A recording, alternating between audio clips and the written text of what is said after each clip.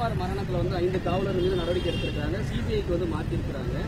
இதை நீங்கள் உட்பட பலரும் விமர்சித்து தான் வராங்க. இப்படி இருக்கும்போது அரசனுடைய அந்த நடவடிக்கை சரியான பாதையில் போகுதுன்னு நீங்கள் பார்க்குறீங்க அந்த விவகாரம்? நேற்று சென்னை உயர்நீதிமன்றத்தின் மதுரை கிளை இந்த அஜித்குமாரின் கொலை தொடர்பாக பல்வேறு கேள்விகளை எழுப்பியது. அந்த கேள்விகளுக்கு அரசு தரப்பில் ஒரு பதில் கூட இல்லை.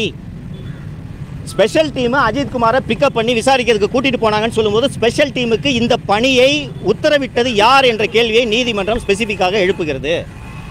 இல்லை சார், அவங்க ஸ்பெஷல் டீம் எல்லாத்தையும் மானிட்டர் பண்ணுவாங்கன்னு சொல்லும்போது எப்படி அவர்களுக்கு தெரியும் யாரின் கீழ் அந்த தனிப்படை செயல்படுகிறது என்ற கேள்விக்கு அவர்களிடம் பதில் இல்லை.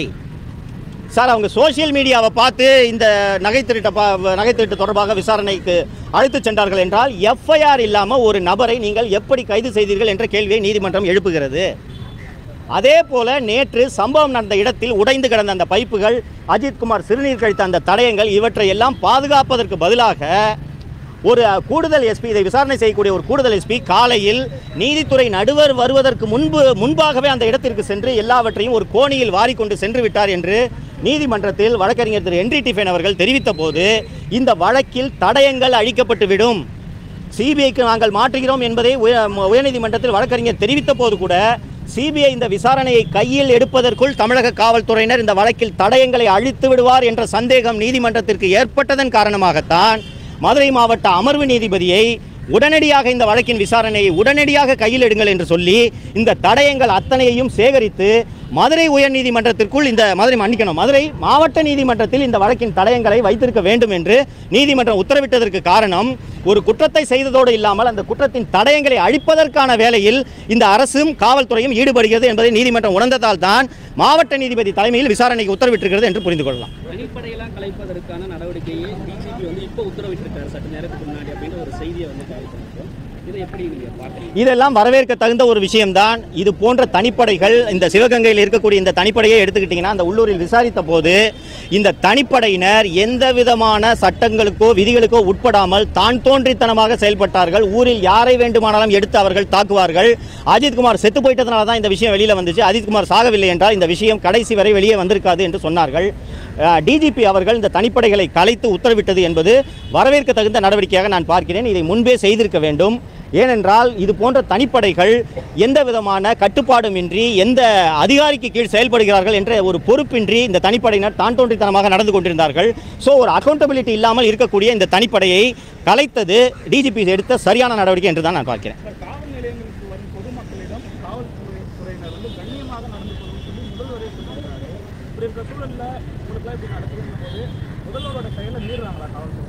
முதல்வரை காவல்துறையினர் மதிப்பதில்லை என்பதைத்தான் இது காட்டுகிறது. 2022ஆம் ஆண்டு சென்னையிலே செக்ரட்டரியேட் காலனி காவல் நிலையத்தில் விக்னேஷ் என்கிற விக்னா என்ற நபரை பிடித்து கொண்டு சென்று அடித்தே காவல் நிலையத்தினர் கொண்டிருக்கிறார்கள்.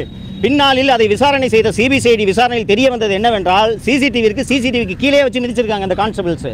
ஸோ முதல்வர் அவர்கள் சட்டப்பேரவையில், அப்போது சட்டப்பேரவை நடந்து கொண்டிருந்தது, முதல் நாள் முதல்வர் அவருக்கு உணவு வாங்கி கொடுத்தோம், வாந்தி எடுத்து அவர் செத்துட்டார், அவர் கையில் கத்தி எடுத்து குத்த வந்தார், அதனால் அடிச்சாங்க என்பது போல அவர் சட்டப்பேரவையில் கூறுகிறார்.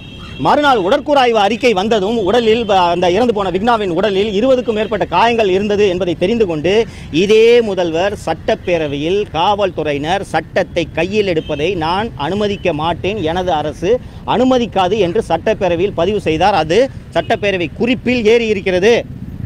அதற்கு பிறகு 15க்கும் மேற்பட்ட லாக்அப் மரணங்கள் தமிழகத்தில் நடந்திருக்கிறது என்றால் முதல்வருடைய பேச்சை, முதல்வருடைய கட்டளையை ஒரே ஒரு காவல்துறை அதிகாரி கூட மதிக்கவில்லை என்பதைத்தான் இது காட்டுகிறது. கொஞ்சம் யோசிச்சு பாருங்க. கம்ப்ளைண்ட் கொடுக்க வரவனை உள்ள ஒரு ஸ்டேஷனில் வச்சு கொறடாவை வச்சு ஒரு அசிஸ்டன்ட் சூப்பரண்ட் ஆஃப் போலீஸு 20 பேருக்கு மேலே பல்ல பிடுங்கியிருக்கான்.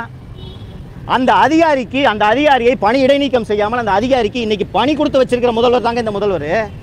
அப்போ எப்படி காவல்துறை அதிகாரிகளுக்கு முதல்வரை பார்த்து பயம் இருக்கும்னு நீங்கள் சொல்லுங்கள். ஒரு 10 பேர் மேலே 10 பேரோட பல்ல வந்து பிடுங்கி கரலக்கல்லை எடுத்து ஈரில் தேய்க்கிற ஒரு அதிகாரி மனநோயாளி. குறைந்தபட்சம் விசாரணை முடியும் வரையில், நீதிமன்றத்தில் வழக்கு விசாரணை முடியும் வரையில் அந்த அதிகாரியை பணி இடைநீக்கத்தில் வைத்திருப்பது ஒரு நியாயமாக நாம் எதிர்பார்க்கக்கூடிய ஒரு விஷயம். அந்த அதிகாரிக்கு டிஎஸ்பி கமாண்டண்ட்டாக போட்டு அவரை வந்து பட்டாலியனில் அவருக்கு பணி கொடுக்குறாருன்னா இவர் எப்படிப்பட்ட முதல்வர்? இப்போ எந்த அதிகாரிக்கு சார் பயம் இருக்கும்? 66 பேர் கள்ளச்சாலை குடிச்சு சாப்பிட்றான். அந்த டிஸ்ட்ரிக்ட் எஸ்பி சமய் சிங் மீனாவுக்கு 3 மாதம் கழித்து உடனடியாக வேலை கொடுத்தாங்கன்னா எந்த அதிகாரி சார் பயப்படுவான் சிஎம்முக்கு? சிஎம்மோட கான்வாயை 22 நிமிஷம் ரோட்டில் நிற்க வைக்கிறாங்க. இதற்கு காரணமான அதிகாரி யாருன்றதை கண்டுபிடிச்சு அவர்கள் மீது கூட நடவடிக்கை எடுக்கல முதல்வர். எப்படி பயப்படுவாங்க அதிகாரிங்க? சென்னை விமான சாகச நிகழ்ச்சியில் 5 பேர் சாகுறாங்க. இந்த 5 பேர் செத்ததுக்கு யாராவது ஒரு அதிகாரி பொறுப்பாக இருக்க வேண்டும் அல்லவா? ஒருவர் மீது கூட நடவடிக்கை எடுக்கவில்லை என்றால் எப்படி முதல்வரை பார்த்து பயப்படுவார்கள்? அதனால தான் எங்கள் மீடியாவுக்கு இது தொடர்ந்து நடந்துட்டு இருக்குன்னு சொல்கிறேன்.